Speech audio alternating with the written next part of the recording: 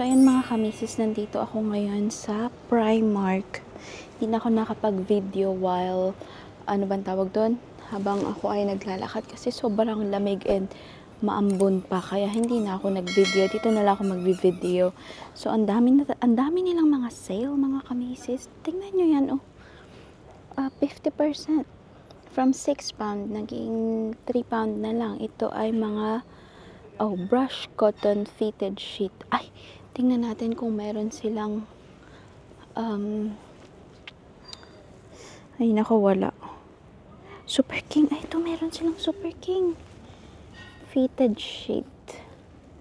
Kaso hindi siya naka-sale. Ito ang naka-sale, oh. Ito ang maganda yung brush sheet. Kaso hindi, ano lang naman siya, single lang siya mga kamisis. And then ayan, may mga tuwala. Ang dami nilang mga sale.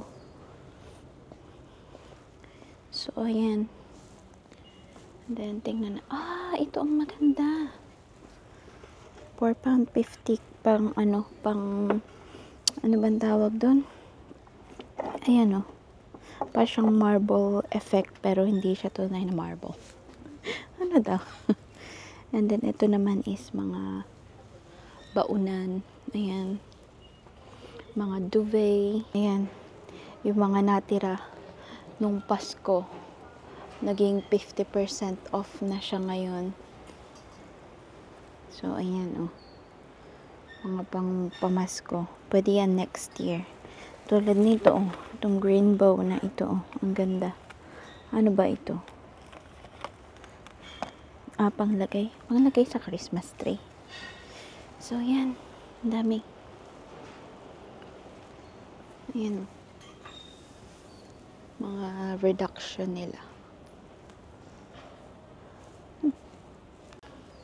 Hindi talaga doon ang punta ko.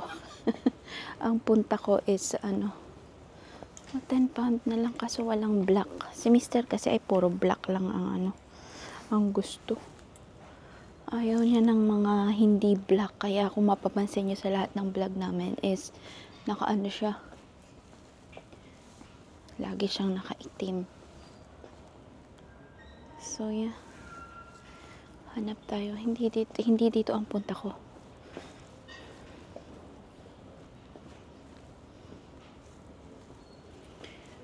Ano talaga ang hanap ko? Mga chocolate, mga pagkain.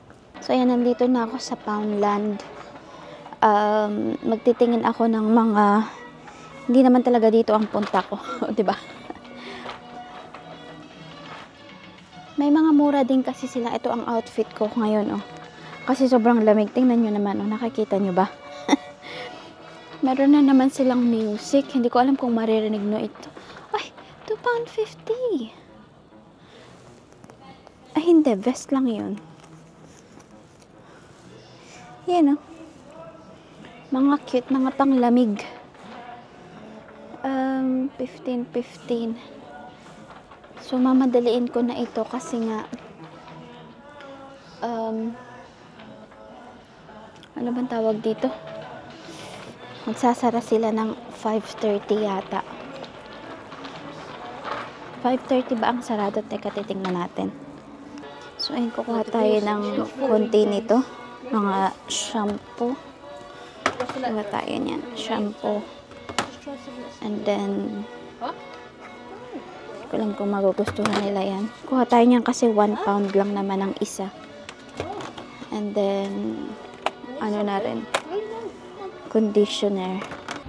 So, ayan, dito is, sila, hindi rin malalaki yung toothpaste nila, mga maliliit, and then mahal din. Kaya, ang hirap magpadala ng Colgate sa Pinas. Mahal din siya, oh. O, diba? Shampoo lang ang mura. Yun, oh, mga mahal sila. So, maybe, kuha lang tayo nito. Ay, maliit lang. Maliit yan. So, ayan mga kamisis, nandito naman ako sa, ano ba to? Ano ba tawag dito? Home Bargains. So, yan. Magtitingin ako ng mga Ay, mas mura pala dito, oh. 89p lang itong mga nila, hand sanitizer. Ay, hand wash. So, maybe I'm gonna get like, maybe 2. I'll get 2. And then, mahal din ang Colgate dito. Makaloko talaga ang mga Colgate. Yan. Meron na naman tayong ano bang tawag dito? Meron na naman tayong sound. But anyway, yan. So, yan mga kamisis, ako ay naglalakad na. Mukha ng gabi, pero mag-alas 6 pa lang ng gabi, mga kamisis. Hindi pa ganun late, pero yun nga, dahil winter dito is, ano na siya, gabi na siya. So, tingnan nyo, o, diba? And sarado na din ang mga coffee shop. Ang open na lang is yung mga restaurant, katulad niyan. Mga shop is sarado na din. Kasi nga 5:30 na, ay mag-aalas 6 na. And, yeah, ganun dito. Patay na ang oras pagka wala nang masyadong tao sa town pagka yung ganitong oras. And yun nga, ang open na lang is yung mga restaurant at mga kainan. Kahit yung market nila dito is sarado na din, kaya it's time to go home. Si Mr. ay susunduin ako dun sa may train station. And yeah, super lamig pa rin. And maambon kanina, pero yun nga, natapos na. Hindi naman siya nag-snow. Ang predict is snow, pero wala naman. So, ayan mga kamisis, ako ay nakauwi na. Mag-haul tayo ng aking mga napamili. Yung iba nilagay ko sa aking bag kasi sobrang bigat pagka ito lang isang eco bag ang aking dala-dala. So, yung iba nito is sa amin, and then yung iba is yung lalagay ko sa balikbayan box. So, eto, bumili ako ng shampoo, ayan. And then, iba-iba siyang flavor. Merong raspberry flavor, and then apple flavor, and then meron din siyang kasamang, 4 lang yung binili ko kasi sobrang bigat na. And then also, nalaman ko na mas mura pala sa Home Bargains kesa sa Poundland. Kasi ito sa Poundland is 1 pound ang isa, sa may Home Bargains 89 pence lang. So, wala pang 1 pound. So, next time, dun ako bibili. So, ayan. Ano naman siya? Partner naman siya. Again, ganyan. Shampoo and conditioner. Yan. Apple and raspberry yung binili ko. And then, nakita ko rin ito sa Home Bargains. So, ito ay cocoa and hazelnut spread. I don't know. Hindi ko pa to natitikman, but yun, ipapadala ko rin to. Ayan, 3 lang yung binili ko. Siguro bubuksan ko yung isa, titikman ko kung masarap. Kung hindi naman siya nakakahiyang pamigay sa Pinas. Kasi mostly yung mga dito, yung mga bang tawag dito? Yung mga pagkain is kung hindi matabang, if wala talagang lasa at all. Kailangan mo pa siyang i-repair. So, parang yan lang naman yung ito pa pala. Bumili rin ako ng mga hand wash. Ayan. Mga hand wash. And then, naisip ko, pupunta rin ako sa Lidl and Aldi. Malayo kasi dito, wala sa town. Bali, kailangan mo talagang sadyain. Yun, pagka nasa mood si Mr. is magpapadrive ako sa kanya. And then, ayan, 2 lang yung binili ko kasi nga mabigat. And also, dumaan din ako sa charity shop. Meron ako nabiling yata ito. Ano bang tawag doon? Diary. Parang panglagay ng notes. So, yan, 2025, siguro may nagregalo dito.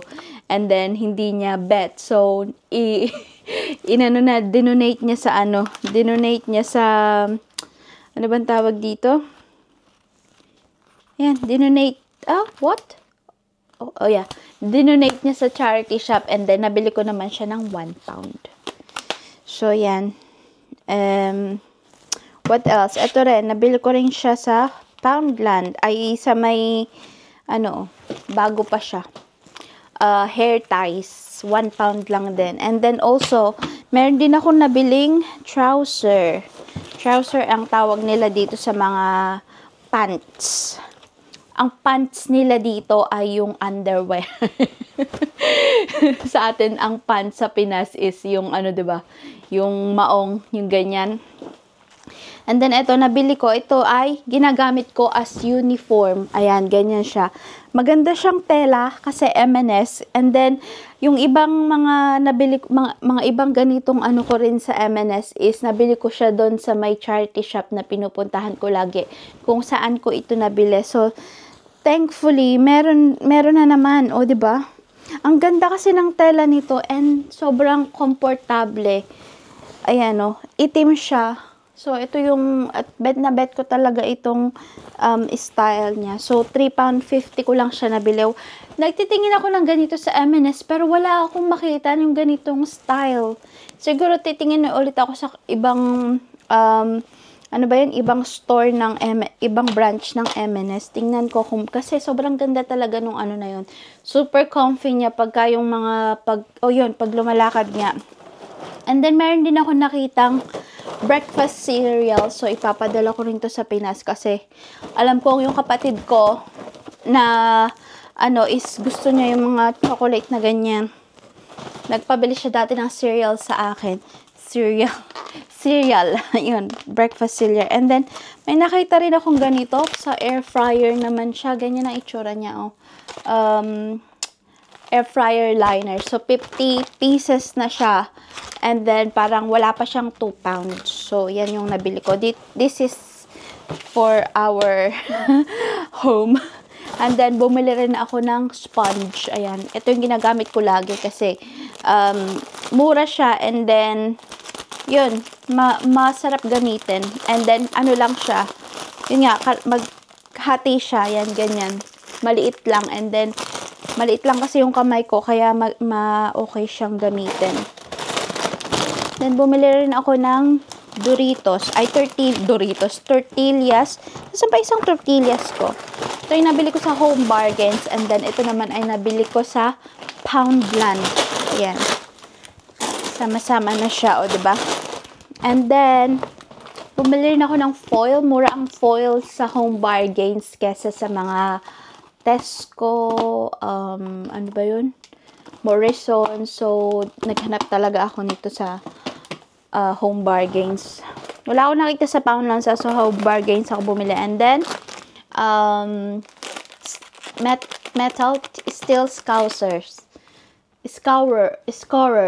Basta yun, pangkudkud ng kaldero. Maganda kasi yan pagka yung may mga masyadong dumikit na sa ating ano. And then, bumili rin ako ng wipes para sa aming yun nga, dito sa kitchen. Sa aming kitchen tops. And then, this is for myself. Bumili ako nitong Swiss roll. Nicola hazelnut Swiss roll. So, yan. Titikman ko na siya mamaya. And then, ito rin ay para sa amin. Ay, ito pala, itatry ko to, brownie mix. So, itatry ko to muna dito sa amin. And then, pagka yung nagustuhan ko and okay naman siya, magpapadala rin ako sa Pinas. Kasi ang aking Mudra Bells ay mahilig mag-bake. So, ayan. Papadalan ko siya ng mga ganito kasi mura lang ito dito. Mga baking stuff. And then, bet na bet din kasi namin ang ganito. Ano ba tawag ito? Brownie. And then, ayan, muffin. Chocolate muffin. Para din sa amin yan. And then, mura ang mi goreng sa Home Bargains. Parang nasa 13, wala pang 50 pence ito. Kaya bumili ako ng dalawa. And then, ito din ay ipapadala ko sa Pinas. So, ito, ayan, white chocolate. Twin Peaks. Ayan, para siyang Toblerone. Ayan, ngayon ko lang to nakita, pero white chocolate siya. So, dalawa lang yung nabili ko. And then, dalawang KitKat na white chocolate din. Ayan, ganyan. So, ayan. And then, ito ay para sa aking senior citizen na ina. Dahil ang kanyang mga kasukasuhan ay sumasakit na. So, bumili ako nitong ibuprofen gel, dalawa. So, parang ointment yata ito. And then, pang-spray, bumili rin ako, ayan, heat spray, deep heat, ayan, massaging. So, things is, pagka yung nirarayuma sa mga rayuma, mga joint-joint, ganyan, masakit, ayan, pag nilamig, ganyan. So, ayan, bumili ako, 4 na siya para, siguro bibili pa ako ng marami para marami ng